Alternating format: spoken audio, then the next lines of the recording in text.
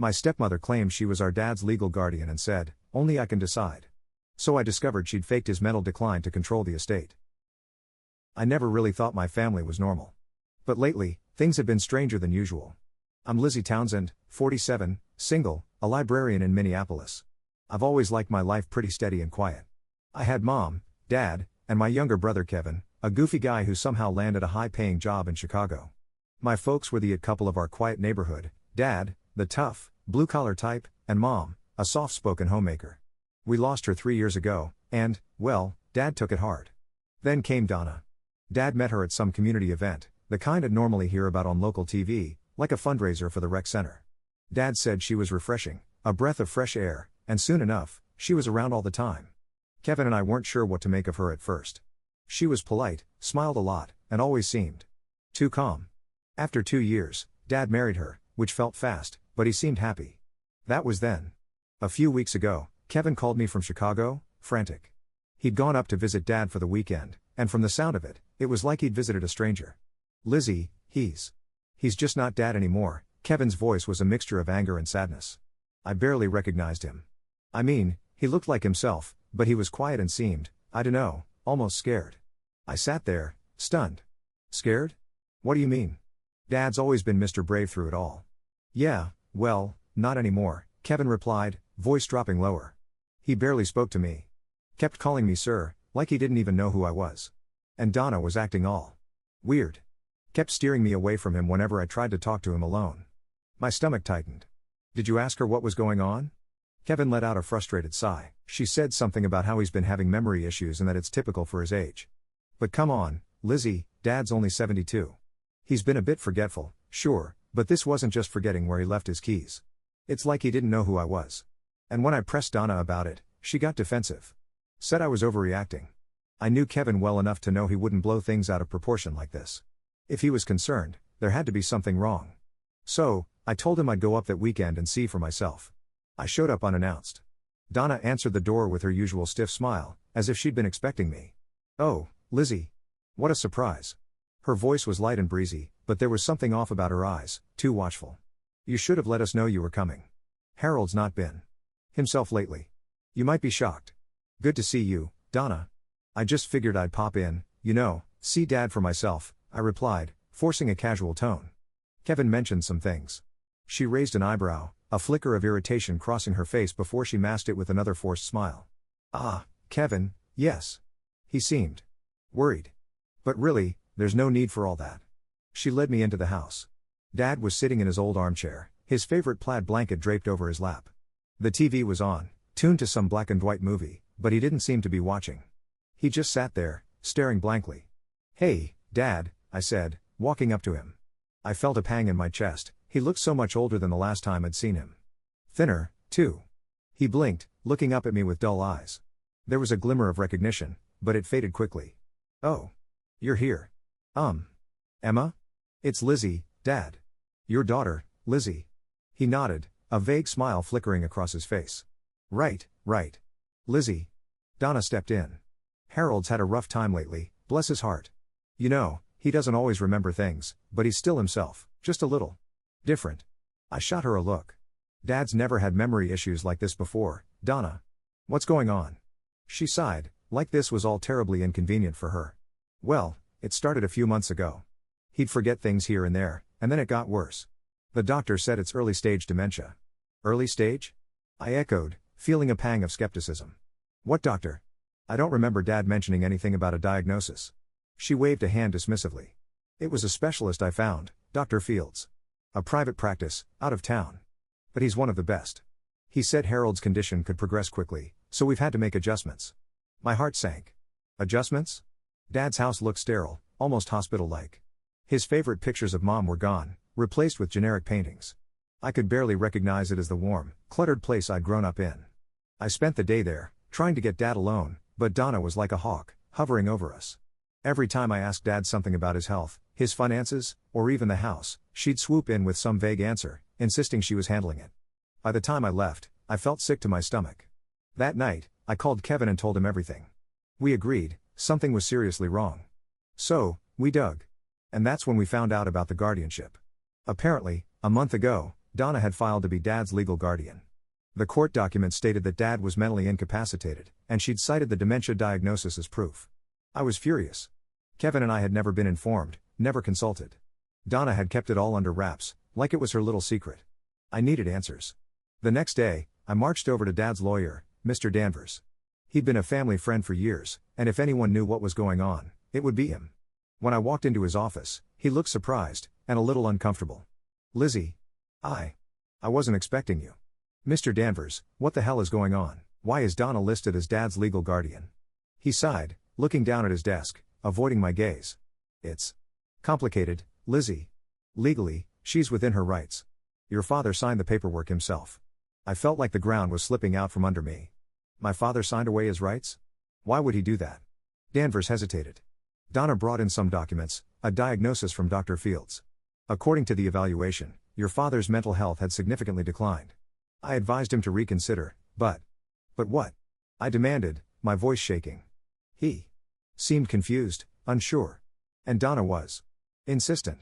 She claimed she was only doing it for his own good, that she would take care of him. I gritted my teeth. But she's got full control now, right? Over his finances, the house, everything? He nodded, regret clouding his face. Yes, she does. And I know this isn't what your father would have wanted. I couldn't hold back the anger boiling inside me. She's using him, Mr. Danvers. He's not incompetent. She's faking this to get control of everything. He shook his head, looking down at his hands. There's not much I can do, Lizzie. Not without concrete proof. Concrete proof. The words echoed in my head. So, I decided to get some. That night, Kevin and I started digging into Donna's past. Turned out, she'd been married 3 times before Dad, each husband conveniently declining right after the wedding, and each one had left her with a nice little sum of money. The pattern was chilling. Armed with this information, we confronted Donna. I remember her face when I laid out everything we'd found, the marriages, the money, the sudden decline of every husband. She looked at me, her face hardening, that polished calm demeanor vanishing. You don't know what you're talking about, she spat. Your father's health is none of your business. I'm his legal guardian, and only I can decide what's best for him. Maybe, I said, standing tall, but I know what you're doing, Donna. And I won't let you get away with it. The words were barely out of my mouth before she slapped me, hard, across the face. I stumbled back, stunned. Kevin stepped forward, fists clenched, but I stopped him. It's okay, I said, rubbing my cheek, glaring at her. She's not worth it. She sneered. You can try whatever you want. The court's on my side. You'll never win. But she underestimated us. We filed a petition, armed with everything we'd uncovered. It was a long, grueling process, full of lawyers and hearings and gut-wrenching testimony. After we filed the petition, Donna's arrogance only grew. She acted like this was just a minor annoyance, like we were children throwing a tantrum. Every time I visited Dad, she'd hover nearby, watching like a hawk, daring me to say something out of line.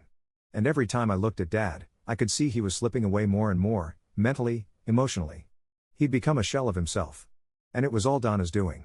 Our lawyer, Aaron Fields, no relation to the shady Dr. Fields Donna hired, was a firecracker. She dove into Donna's past with surgical precision, determined to find every skeleton hiding in her closet. Aaron came up with a plan that was ruthless but effective. We would question the legitimacy of Dad's diagnosis, expose Donna's shady marital history, and prove she'd manipulated Dad into signing over his rights. And to do that, we'd need to get Donna rattled enough to slip up. So, on Aaron's advice, we kept pressing Donna, setting up meetings and calling her out on every little discrepancy we found. Kevin and I pretended we'd given up on the legal fight, playing nice while still showing up at Dad's every chance we could. We tried to support Donna, knowing it was driving her insane to not know our real intentions. Finally, the day of the hearing came. The judge, a stern woman with sharp eyes named Judge Thompson, had reviewed our evidence and allowed us to challenge Donna's guardianship claim. The courtroom was tense, filled with that quiet hum of suppressed whispers, like everyone was holding their breath. Donna arrived in a sleek black suit, looking like she'd stepped right out of a magazine. But I noticed her hands trembled ever so slightly, and her eyes darted around the room, assessing everyone, especially Aaron. She didn't know what was coming. When it was our turn, Aaron began by dismantling Donna's story piece by piece. She presented evidence from Dad's friends, co-workers, and even his doctor from years ago, proving that Dad had never shown signs of dementia before Donna arrived in his life. Aaron then grilled Dr. Fields on the stand, revealing that he had no medical records prior to Donna's visits and had been paid in cash, a highly unusual, if not suspicious, form of payment for such an official assessment. Dr. Fields was sweating bullets, stumbling through his answers, and by the end, his diagnosis looked like a complete sham. Then Erin hit Donna where it hurt. She presented Donna's marital history, 3 ex-husbands, all of whom had mysteriously become incompetent within 2 years of marrying her. Each time, Donna had been granted guardianship and gained control of their assets, and each time, as soon as she'd liquidated the assets, she'd filed for divorce, citing irreconcilable differences. Donna tried to keep her composure, but I could see the fury bubbling under the surface. Her lawyer, a slimy guy named Walter McConnell, tried to object, saying that her past marriages had no bearing on the current case. But Judge Thompson wasn't having it. "These patterns are highly relevant, Mr. McConnell," she said, her voice cold and cutting. "If Ms. Townsend has a history of exploiting vulnerable partners for financial gain, then it is the court's duty to protect Mr. Townsend from similar exploitation." Donna's face was priceless. She looked like she'd swallowed a lemon. But Erin wasn't done yet. "Your Honor," Erin continued, "we have obtained financial records indicating that Ms. Townsend has been withdrawing large sums of money from Mr. Townsend's account since she gained guardianship. In the past 6 months alone, she's drained over $50,000. We also found evidence that she put Dad's lake cabin up for sale without consulting anyone. A family property that has been in his name for over 40 years, gone, just like that." Donna jumped to her feet. "I was acting within my legal rights as his guardian. The cabin was a waste of resources, and I was only doing what was necessary to secure his financial future." But Judge Thompson fixed her with a stare so sharp it could cut steel. "Ms. Townsend, if you speak out of turn again, I will hold you in contempt. Sit down." Donna sat, her face flushed, visibly struggling to keep her composure. But I could see her confidence cracking. Erin then presented affidavits from Kevin, myself, and Dad's closest friends, describing how Donna had isolated him, prevented us from visiting, and discouraged any questions about his health. Every piece of evidence stacked higher and higher until it was impossible to ignore.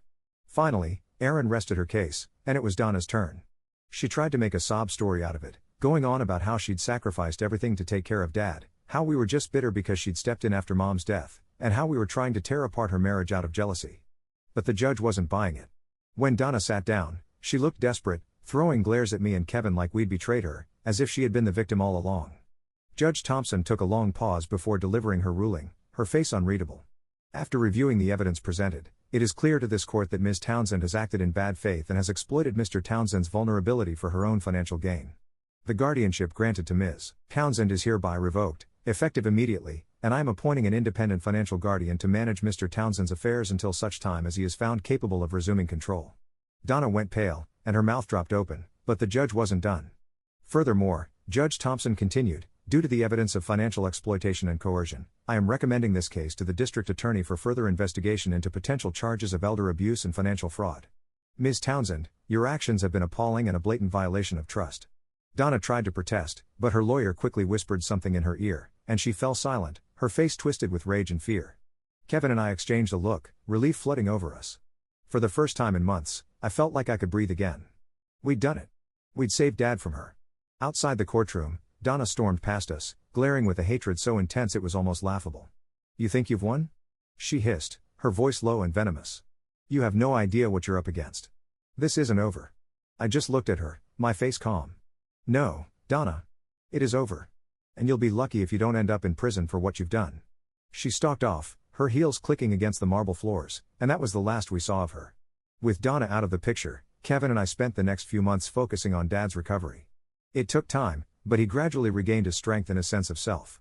The new guardian, a kind woman named Sylvia, helped us sort out the finances and recover what we could. We even managed to stop the sale of the lake cabin just in time. Dad was different after everything, quieter, more reserved, but there was a peace about him that hadn't been there in years. One day, sitting on the porch of the cabin, he looked at me with a tear in his eye. "I'm sorry, Lizzie. I should have seen through her. Should have listened to you and Kevin." I squeezed his hand. "None of this was your fault, Dad. She took advantage of you. But it's over now, and we're here." A few months later, we got word that Donna had fled the state.